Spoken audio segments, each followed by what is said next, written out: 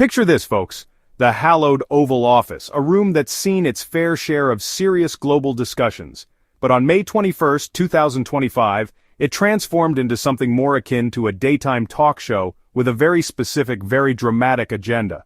Our main players? None other than former US President Donald Trump, never one to shy away from the spotlight, and South African President Cyril Ramaphosa, perhaps bracing himself for, well, anything. The air was thick with anticipation, and you just knew this wasn't going to be your standard diplomatic handshake and photo op. It was set up for a performance, a real production, and the world was watching, popcorn arguably in hand, wondering what exactly was about to go down in Washington, D.C. Now, this wasn't just a two-man show. Oh no, the guest list for this particular diplomatic tete-a-tete was something else entirely, almost like a casting call for a reality TV series. You had tech billionaire Elon Musk, perhaps there to discuss Mars or maybe just curious about earthly drama. Then came South African golf legends Ernie Els, a known buddy of Trump, and Retief Goosen. Were they there for moral support or to offer pudding tips? South Africa's richest man, Johan Rupert, also made an appearance, alongside U.S. Vice President J.D. Vance and Commerce Secretary Howard Lutnick. And representing South Africa further was Agriculture Minister John Steenhuisen. Quite the eclectic mix, wouldn't you say, for a meeting supposedly about international relations? Of course, this meeting didn't just spring out of a perfectly calm diplomatic sea. The waters had been choppy for a while. Just a week before this Oval Office opera, the U.S. had granted asylum to nearly 60 Afrikaners, a move that certainly raised eyebrows and tensions with Pretoria. It was part of a policy that saw individuals like Charles Kleinhaus receive refugee status, a decision criticized by other refugee groups as somewhat selective. Then, back in March 2025, South Africa's ambassador to Washington was actually expelled after accusing Trump of, and get this, promoting white victimhood. So, you see, the stage was already well and truly set for a bit of a confrontation, or at least a very awkward conversation. And let's not forget the simmering economic undercurrents, because money talk always adds a little spice, doesn't it? There was the looming threat of a potential 30% U.S. tariff on South African products, currently on a 90-day pause, set to expire in July 2025. This wasn't small change. It threatened around 400,000 jobs in South Africa, with citrus fruit exports alone worth about $100 million in 2024. Meanwhile, South Africa had its own controversial Land Expropriation Act, signed into law by Ramaphosa in January 2025, allowing land seizure without compensation under certain conditions, though no land had yet been taken. So, layers upon layers of complexity before the first video even rolled. So the meeting begins, and true to form, it wasn't long before the theatrics kicked off. President Trump, ever the showman, reportedly dimmed the lights in the Oval Office. Yes, dimmed the lights. It was like cue dramatic mood lighting. Then came the main event, a video presentation. This wasn't a PowerPoint on trade statistics, folks. This was a curated collection of alleged violence against white farmers in South Africa. He even showed images of Afrikaner graves, which later turned out to be a misrepresentation of a 2020 protest video, not an actual mass burial site. The presentation was clearly designed for maximum impact, aiming straight for the emotions rather than a nuanced discussion of facts. The core of Trump's dramatic presentation revolved around debunked claims of white genocide or widespread white persecution in South Africa. He didn't just stop at videos of alleged farm attacks.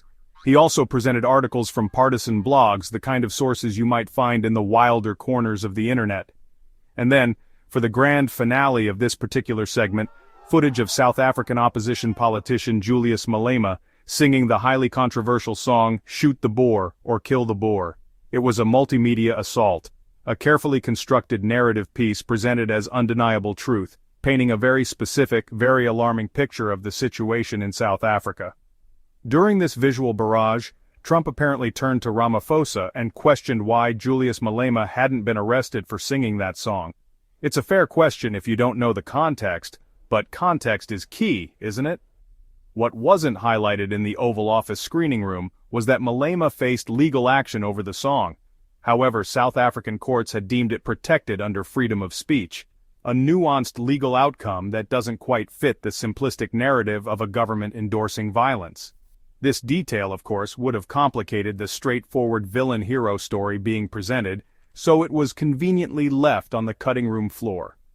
Adding another layer to this video saga, the CEO of AfriForum, a South African civil rights group primarily focused on Afrikaner interests, later acknowledged that they use similar video footage to advocate their cause. However, they specifically denied creating the particular compilation that Trump showcased in the Oval Office. This little detail raises questions about the exact origins and editorial choices behind the presentation. It suggests a degree of separation, even if the raw material might have come from various sources concerned with farm attacks. The whole thing felt less like diplomacy and more like a pitch for a very dark documentary, curated by a very specific viewpoint.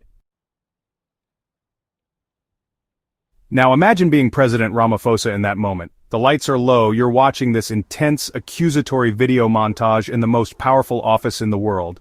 What do? Well, by all accounts, Ramaphosa kept his cool. He reportedly rejected Trump's claims not by shouting back but by calmly stating they were misleading and frankly harmful. He made the crucial point that crime in South Africa is a tragic reality that affects South Africans regardless of their race. He urged the U.S. not to spread divisive narratives that could further inflame tensions rather than help find solutions. It was a masterclass in diplomatic composure under fire. President Ramaphosa didn't just issue a blanket denial. He addressed the specifics, particularly the controversial Malema song. He made sure to distance his government from the song and its inflammatory lyrics, emphasizing that it did not represent official policy or sentiment. To further counter the narrative of a racially divided leadership, he pointedly noted the presence of white members within his own delegation in the Oval Office. And then, he invoked the legacy of Nelson Mandela, a name synonymous with racial reconciliation and building a united non-racial South Africa. It was a powerful reminder of the country's journey and its aspirations, a stark contrast to the divisive imagery just presented. To add some factual grounding to the emotional claims, let's look at some numbers. According to South African police statistics for October to December 2024, a staggering 6,953 people were murdered in the country. It's a horrific number, showing a serious crime problem. Within that same period, 12 of those deaths occurred in farm attacks. While every single death is a tragedy, and farm attacks are a serious concern, the numbers provide a broader context than the one presented by Trump, which focused almost exclusively on a racial interpretation of these crimes. The reality is complex, crime is widespread, and its victims come from all communities across the nation. Interestingly, despite the Oval Office theatrics, Ramaphosa later downplayed the confrontation. He described the overall meeting as a great success, and even mentioned that a subsequent lunch went well. Perhaps diplomacy is like a roller coaster, terrifying drops followed by a calm glide back to the station. He expressed optimism about future engagements, including the possibility of Trump attending the G20 summit in Johannesburg in November 2025. And in a classic diplomatic gesture, or perhaps just a very South African one, Ramaphosa gifted Trump a 14-kilogram book about golf. Maybe that's the secret to smoothing things over, a really heavy book. The fallout from this Oval Office spectacle was pretty much immediate. Around the world, commentators and diplomats didn't hold back. The incident drew widespread criticism, with many calling it a serious breach of diplomatic protocol, and, let's be honest, a bit of a political circus. Former U.S. Ambassador Patrick Gaspard, who knows a thing or two about diplomacy, didn't mince words, calling the meeting truly embarrassing. He suggested the whole setup was designed to humiliate President Ramaphosa, turning a state visit into a dressing down. It certainly wasn't the kind of interaction that builds strong international partnerships, that's for sure. Back in South Africa, the reactions were a mix of praise and a little bit of maybe he could have hit back harder? President Ramaphosa was largely commended for his calm and composed demeanor in the face of what many saw as a deliberate provocation. He didn't lose his temper, he stuck to the facts. However, some, including Julius Malema's Economic Freedom Fighters Party, felt the South African delegation hadn't done enough to forcefully dispel the white genocide myth. On the government side, Minister of Land Reform Mzwanele Nihonso praised Ramaphosa's handling of the situation and reiterated firmly that no such genocide exists in South Africa. Beyond the immediate reactions, there are the wider geopolitical implications to consider. Senator Jeanne Shaheen, a Democrat from New Hampshire, pointed out that Trump's rhetoric and actions risk alienating South Africa. And who benefits when a major African power feels pushed away by the U.S.? According to Shaheen, it's countries like China and Russia who are always eager to expand their influence on the continent. So these internal theatrics can have very real external consequences, potentially shifting alliances and creating openings for strategic rivals. It's a global chess game, and sometimes a dramatic move on one side can give an advantage to others.